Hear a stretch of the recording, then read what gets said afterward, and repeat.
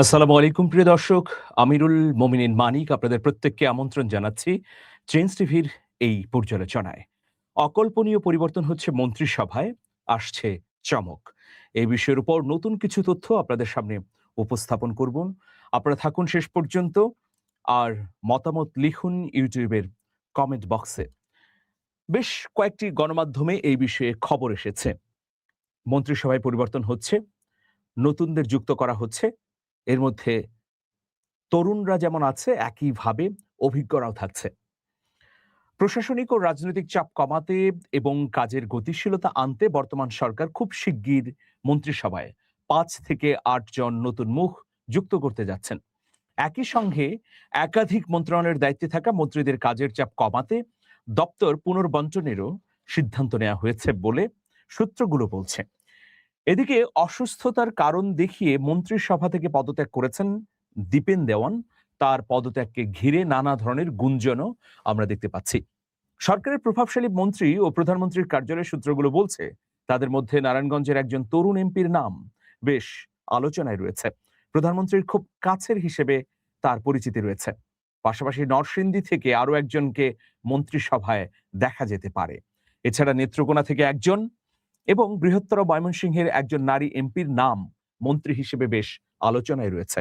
বৃহত্তর নোয়াখালী জেলার একজন সিনিয়র বিএনপি নেতাকেও তারেক রহমানের মন্ত্রিসভায় শিগগিরই দেখা যাওয়ার সম্ভাবনা রয়েছে।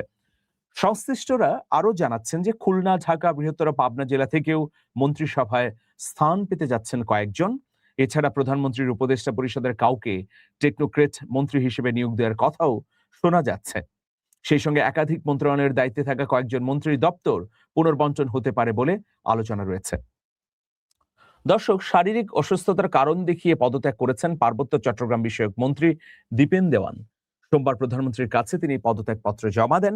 তবে তারেক রহমানের নেতৃত্বাধীন সরকার দায়িত্ব গ্রহণের ৩ মাসের মাথায় একজন মন্ত্রীর পদত্যাগে মন্ত্রিসভার অন্য সদস্যরা বেশ বিব্রত এবং অস্বস্তিতে রয়েছেন বলে কেউ কেউ বলছেন। দীপেন দেওয়ান কি সত্যি অসুস্থতার কারণে পদত্যাগ করেছেন, নাকি এর পেছনে অন্য কোনো কারণ আছে?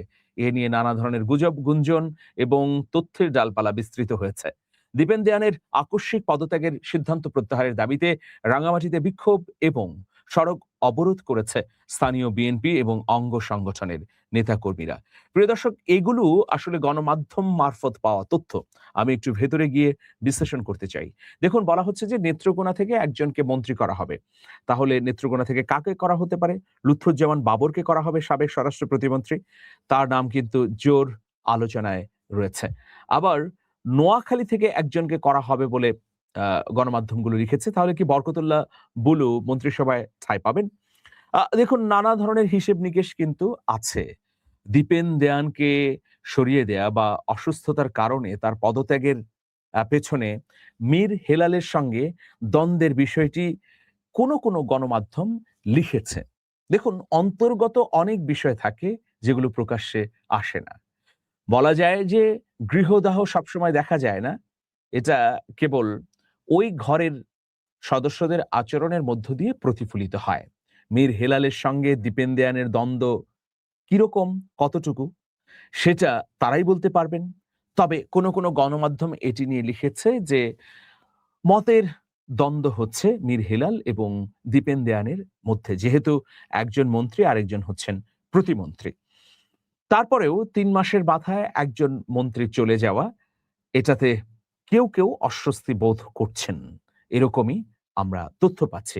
স্বাভাবিকভাবেই যে কোনো বিচ্যুতি ঘটলে বা কোনো ভিন্নমাত্রিক খবর এলে মানুষের মধ্যে নানা ধরনের গুঞ্জন তৈরি হয়, গুজব ছড়ায়। কোনটি সত্য, কোনটি মিথ্যা, এটি পর্যালোচনা তাৎক্ষণিকভাবে না করা গেলেও কিছুদিনের মধ্যেই এর সত্যাসত্য বেরিয়ে আসে।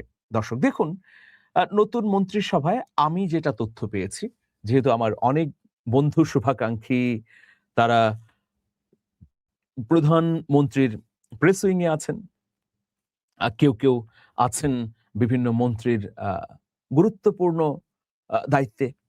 আবার কোনো ব্যক্তিবর্গ আছেন যে যারা সরকারের নীতি নির্ধারণী পর্যায়েরও।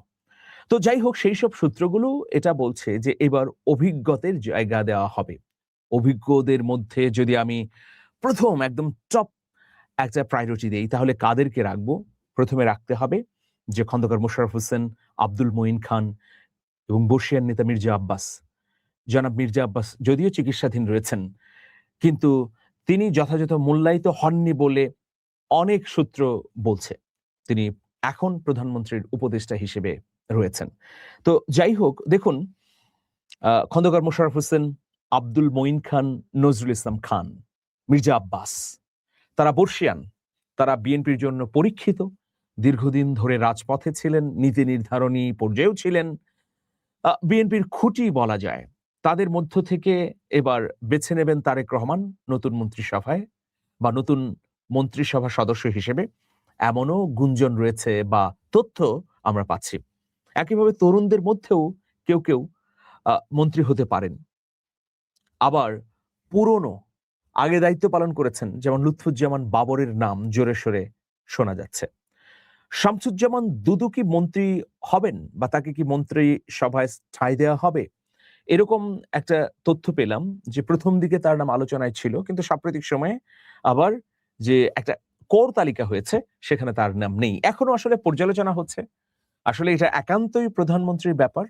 স্বাস্থ্যমন্ত্রী গত কয়েকদিন আগে বলেছেন যে মন্ত্রিসভায় নতুন কে যুক্ত হবেন বা কে বাদ পড়বেন একান্তই প্রধানমন্ত্রীর বিষয়। তিনি যে সিদ্ধান্ত নেবেন, একদিকে তিনি দলীয় প্রধান, আরেকদিকে তিনি সরকারের প্রধান। তো সুতরাং নিরঙ্কুশ ক্ষমতা তার কাছে আছে। কিন্তু জনগণ কি চায়? যেমন সড়ক পরিবহন মন্ত্রী রবিউল ইসলাম রবিকে সরিয়ে দেয়া হচ্ছে। এটা কিন্তু শোনা যাচ্ছে জোরে সোরে। তো সড়ক পরিবহন মন্ত্রীকে কি সত্যি সরিয়ে দেয়া হচ্ছে? নির্ভরযোগ্য সূত্রগুলো বলছে যে তার পারফরম্যান্স নিয়ে নানা ধরনের কথা উঠেছে, যার পরিপ্রেক্ষিতে তার বিষয়ে প্রধানমন্ত্রী একটা সিদ্ধান্ত নিতে পারেন। দুঃখিত, আমি আগে নাম ভুল বলেছি। শেখ রবিউল আলম, রবি।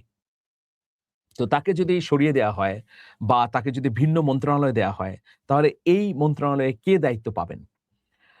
দেখুন, একটি সূত্র বলছে যে মন্ত্রিসভায় এমন এমন ব্যক্তিবর্গ রয়েছেন যারা আগে কখনোই মন্ত্রণালয়ের দায়িত্ব পালন করেননি। এরকম ব্যক্তিরা গুরুত্বপূর্ণ মন্ত্রণালয়ের দায়িত্বে আছেন। ওই মন্ত্রণালয়গুলো যথাযথভাবে তারা পরিচালনা করতে পারছেন না। ফলে পুরনো অভিজ্ঞদের উপর আস্থা রাখতে চান তারেক রহমান। অন্যদিকে নতুন এমন মুখ আছেন যারা সত্যি যোগ্য এবং দক্ষ, যাদেরকে দায়িত্বে আনলে মন্ত্রণালয় আরো গতিশীল হবে, এমন ব্যক্তিবর্গও সামনে আসতে পারেন। যেমন গয়েশ্বরচন্দ্র রায়ের নামও শোনা যাচ্ছে। আপনারা জানেন যে সংস্কৃতি মন্ত্রী হিসেবে নিতাই রায় চৌধুরী রয়েছেন, তার বেয়াই। তো এখন গয়েশ্বরচন্দ্র রায়কেও বিবেচনা করা হচ্ছে বলে কোনো সূত্র বলছে। আবার নিতাই রায় চৌধুরীর মেয়ে গয়েশ্বরচন্দ্র রায়ের ছেলের বউ নিপুণ রায় চৌধুরী, তাকে কিন্তু সংরক্ষিত মহিলা আসনের সদস্য করা হয়েছে। তো সব মিলিয়ে নতুন পুরাতন মুখ নিয়ে এমন একটি কার্যকর মন্ত্রিসভা প্রধানমন্ত্রী তারেক রহমান করতে চান বলে আমরা শুনছি, যাতে আরো জনসেবা করা যায়, আরো দ্রুত গতিতে মন্ত্রণালয়গুলো কাজ করতে পারে। প্রধানমন্ত্রী যেভাবে চান সেভাবে পরিচালনা করতে পারেন সংশ্লিষ্ট মন্ত্রণালয়ে। যেমন জোনায়েদ সাকির কথা যদি বলি, তার প্রথম দিকে দুটো মন্ত্রণালয়ের প্রতিমন্ত্রীর দায়িত্বে দেয়া ছিল। পরবর্তীতে তাকে কেবলমাত্র পরিকল্পনা মন্ত্রণালয়ে রাখা হয়েছে। নুরুল হক নূরের ক্ষেত্রেও একই কথা প্রযোজ্য। আ বিভিন্ন রাজনৈতিক দল যারা জোটবদ্ধ হয়ে এই সরকারের সঙ্গে যুক্ত আছেন, তাদের মধ্যেও দপ্তর পুনর্বণ্টন হতে পারে, এমন তথ্য আমরা পাচ্ছি।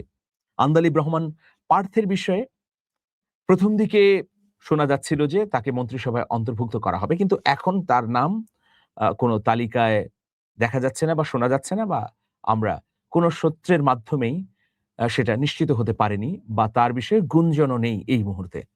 তো দেখা যাক। আমরা সাধারণ জনগণ হিসেবে নাগরিক সেবা চাই। আমরা চাই জনগণের প্রতি দায়বদ্ধ থাকবে এই সরকার।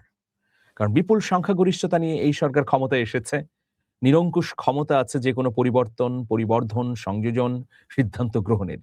কাজেই কেন ঝিম মেরে থাকবে মন্ত্রীরা?